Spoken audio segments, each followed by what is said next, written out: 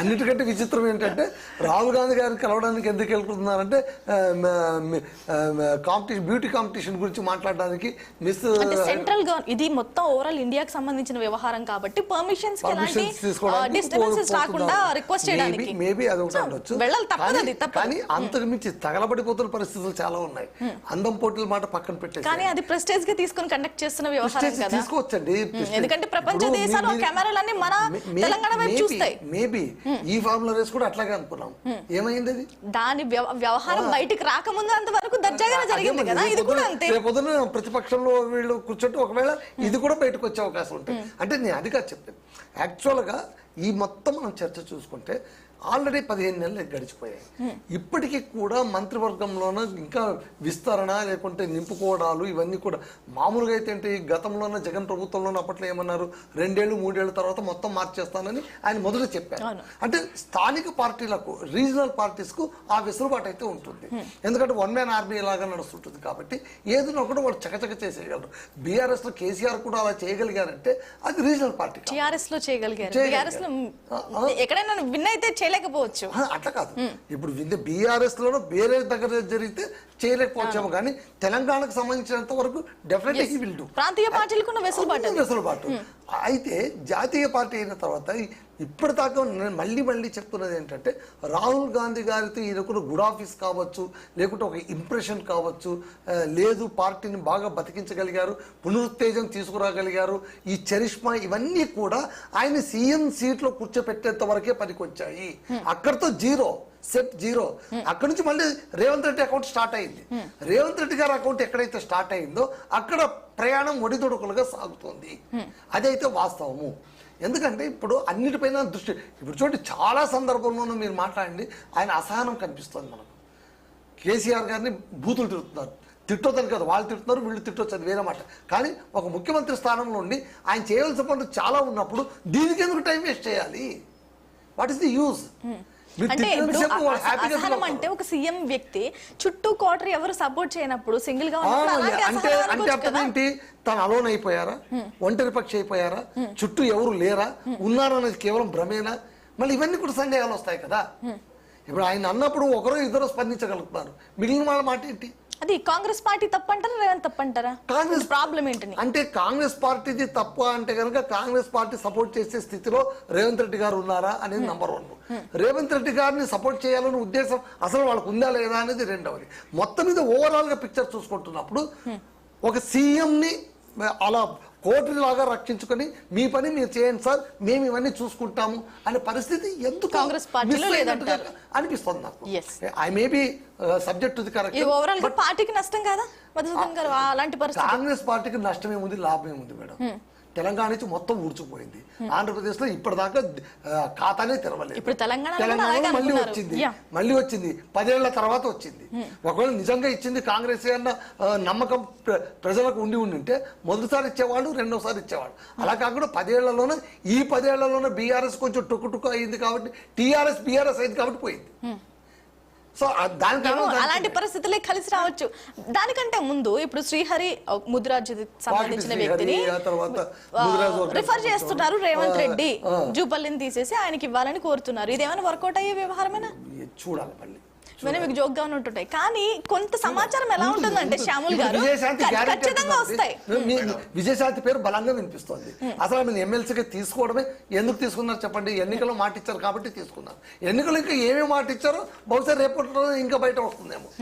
నాకు కేవలం ఎమ్మెల్సీ కాదు, నాకేదో మంత్రి పదవి ఇస్తానని అప్పట్లో మాట ఇచ్చారు, మళ్ళీ చెప్పేస్తారు మాట ఇచ్చిన మాట నిజమే అంటే అందుకే ఇచ్చేస్తున్నాం అనమాట. శ్యాముల్ గారు మీరు చాలా జోక్గా తీసుకుంటున్నారు, కానీ మా దగ్గర ఉన్న సమాచారం నాకు తెలిసి మీ దగ్గర కూడా ఉండదు. రైట్, సమాచారం ఉండొచ్చు, ఉండకపోవచ్చు, కానీ నిజం స్పెక్యులేషన్ లోన ఒకటో నిజం కావచ్చు తప్ప. వాకిటి శ్రీహరి గారిని తీసుకొని జూపల్లి గారిని తీసేస్తారంటే ఏమనాలి మేడం? ఎందుకంటే మంత్రివారిగా ఫస్ట్ క్యాబినెట్ కూర్పు జరిగిన వెంటనే బీసీలకు, ముదిరాజు బిడ్డలకు అవకాశం కల్పించాలి అన్నప్పుడు వారు ఫస్ట్ రేవంత్ రెడ్డి గారు పార్టీ ఫస్ట్ రిఫర్ చేసిన పేరే వాకిటి శ్రీహరి గారు. ఎందుకంటే వారు కాంగ్రెస్ పార్టీతోని వారికి ఉన్నటువంటి అనుబంధం కానీ, వారు కాంగ్రెస్ పార్టీకి చేసిన సేవలు కానీ, వారు జెడ్పీటీసీగా ఫ్లోర్ లీడర్గా ఉన్నప్పుడు పార్టీ కోసము వారు తన సర్వాన్ని పెట్టినారు మేడం. పార్టీకి తన సర్వాన్ని పెట్టినారు వాకిటి శ్రీహరి గారు. ఈ అన్ని పరిగణనలు తీసుకున్నటువంటి పార్టీని వీరికి మంత్రివర్గంలో వీరికి స్థానం కల్పించాలి, బీసీ బిడ్డలుగా, ముదిరాజు బిడ్డలుగా, ఈయన రిప్రజెంటేషన్గా ఈయనకు మంత్రి పదవి ఇచ్చి వెనుకబడినటువంటి ప్రాంతమైనటువంటి నారాయణపేట్ సంబంధించి ఇక్కడ అభివృద్ధి జరగడానికి వీరైతే కరెక్ట్ ఇక్కడ పార్టీకి ఒబీడియంట్గా ఉంటారు. ఎన్నో ఒడిదొడుకులు ఆర్థికంగా శ్రీహరి గారు ఎంత నష్టపోయినారో ఇన్ పర్సన్గా నాకు తెలుసు మేడం, ఇన్ పర్సన్గా నాకు తెలుసు. కాబట్టి సో మీకు తెలుసు కాబట్టి ఆయన తీసుకుంటారేమో అని అంటున్నారు. నేను ఏమంటున్నా అంటే అంత నష్టపోయినప్పటికీ కూడా ఆర్థికంగా వారు అంత నష్టపోయి ఆల్మోస్ట్ ఎండ్కి వచ్చేసిన పరిస్థితుల్లో కూడా ఆ రోజు ఒక దూతలు వచ్చినారు వారి దగ్గరికి, అన్న మీరు టీఆర్ఎస్ లకు వచ్చేసేయండి మొత్తం మేము చూసుకుంటామంటే ఆ రోజు శ్రీహరి గారు అన్న మాట ఏం తెలుసా, నా సర్వం కాదు, నేను పోయినా సరే నేను మాత్రం కాంగ్రెస్ పార్టీ విడిచిపెట్టి రాను అన్నటువంటి తనకున్నటువంటి కమిట్మెంట్, కాంగ్రెస్ పార్టీ పైన తనకున్నటువంటి కమిట్మెంట్లో ఇట్స్ లాయల్ కార్యకర్త. కాబట్టి వీరిని తీసుకోవడం వల్ల ఇక్కడ పార్టీ తర్వాత ప్రాంతం రెండు అభివృద్ధి చెందుతుంది అని చెప్పిన ప్రతిపాదనలో శ్రీహరి గారు మంత్రివర్గంలోకి వస్తారన్నటువంటి వార్త వచ్చింది. దానికి జూపల్లి కృష్ణారావు గారిని తీసేస్తారు అని అంటే ముదిరాజు రిప్రజెంటేషన్ ఇవ్వాలి అంటే ఎవరినొకరిని దిగాలి. ఇప్పుడు 12 మంది ఉన్నారు. వారి సామాజిక వర్గం వేరు, వీరి సామాజిక వర్గం వేరు, వారి జిల్లా వేరు, వీరి జిల్లా వేరు, వారు ఒక పక్క ఉంటారు, వీరు ఇంకో పక్క ఉంటారు. కాబట్టి వారికి వీరికి ఎక్కడ పొంతన లేని సమాచారాన్ని సృష్టించడము ఎంతవరకు సబబు, కాంగ్రెస్ పార్టీని అబాస్పాలు చేయడానికి ఇట్లాంటి వ్యవహారాలు కారణం కాకపోతే ఇంక ఏమవుతుంది? ప్రభుత్వం ఇంత చిత్తశుద్ధితోని ఇంత కట్టుబడి రోజుకు 18 గంటలు ముఖ్యమంత్రి గారు, అధికారులు, మంత్రివర్గము 24 అవర్స్ ఆన్ వీల్స్ పనిచేస్తుంటే ఇట్లాంటి అసందర్భమైనటువంటి మాటలు మాట్లాడి రాజగోపాల్ రెడ్డి గారిని కేబినెట్ లో తీసుకుంటారా? చూడండి, ఇప్పుడు రాజగోపాల్ రెడ్డి గారు సీరియస్ గా చెప్తున్నా, రాజగోపాల్ రెడ్డి గారిని మంత్రి పదవిలోకి తీసుకుంటాము అని, తీసుకోము అని ఎవ్వరు చెప్పలేదు. తీసుకుంటామని ఎవరు చెప్పలేదు, తీసుకోమని కూడా ఎవరు చెప్పలేదు. ఏమి ఇవ్వలేదు మేడం. వారు ఆ రోజు ఉన్నటువంటి పరిస్థితుల్లో పార్టీకి ఎమోషనల్ గా నేను కొంత ఆవేశంగా రాజీనామా చేసి వెళ్ళిపోయినా, కానీ నాకు అక్కడ నేను పొసగట్లేదు, సరే ఏదేమైనా నేను రాహుల్ గాంధీ గారితో లెక్క, నాకు నేను అక్కడ తేల్చుకుంటా అని చెప్పి నేను మళ్ళీ వచ్చేస్తున్నా అని చెప్పి రాహుల్ గాంధీ గారితోనే లెక్క ఉంది.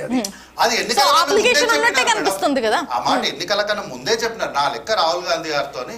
కాబట్టి మా అన్నగారు తెలంగాణ కోసం రాజీనామా చేసిన మంత్రి పదవి, మా అన్నను గౌరవించాల్సిన బాధ్యత కూడా కాంగ్రెస్ పార్టీకి ఉంది అన్నారు.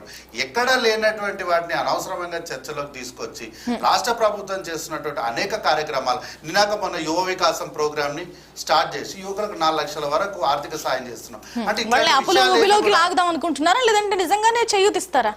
ఆల్రెడీ అప్లికేషన్స్ వస్తున్నాయి మేడం, ఆల్రెడీ అప్లికేషన్స్ వస్తున్నాయి. దానికి బడ్జెట్ ఇచ్చినాము, ఎవరికి కావాల్సిన బడ్జెట్ వాళ్ళకి పంపించినాం. అంటే ఇంట్లో మంచి కార్యక్రమాలు చేస్తుంటే ఏవి కూడా చర్చలోకి రాకుండా అనవసరమైనటువంటి విషయాలను చర్చలోకి తీసుకురావడానికి బీఆర్ఎస్ పార్టీ చేస్తున్నటువంటి ఒక కృత్రిమమైనటువంటి మనం పడొద్దు అని మైనారిటీకి రిప్రజెంటేషన్ ఉండబోతుందా? 100% అదే అంటున్నా. బీసీలకు, ఎస్సీలకు, ఎస్టీలకు, మైనారిటీలకు, వివిధ వర్గాలకు అంటే ప్రాంతాలకు, సామాజిక వర్గాలకు 6 మంత్రి పదవులు ఉన్నాయి సార్. 6 మంత్రి పదవులు ఉన్నాయి. 6 మంత్రి పదవుల్లో 6గురిని మేము ఫిలప్ చేసేటప్పుడు సామాజిక వర్గాలను చూస్తాం, ప్రాంతాలను చూస్తాం, జిల్లాలను చూస్తాం. వీటన్నిటిని చూసి మేము ఫిలప్ చేస్తాం. చేసినప్పుడు